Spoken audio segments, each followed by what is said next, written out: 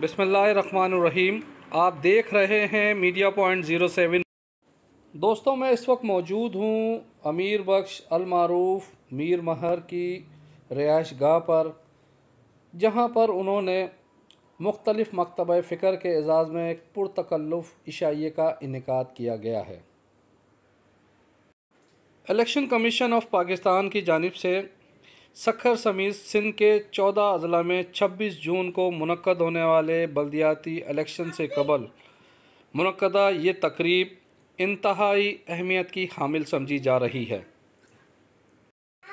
मीर महर ने 2018 के आम इंतखाबात में सूबाई असम्बली की नशस्त पर पीपल्स पार्टी के मुकाबले में इलेक्शन में हिस्सा लिया और कांटेदार मुकाबले के बाद वो नाकाम रहे। ताहम सखर शहर में उनको सियासी अहमियत हासिल है।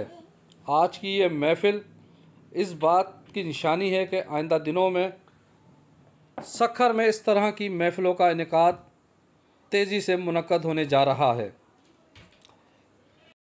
जिन दोस्तों ने अभी तक चैनल को सब्सक्राइब, लाइक और शेयर नहीं किया है वो कर लें। परवेज़ ख़ान, मीडिया पॉइंट 071, पुराना सखर।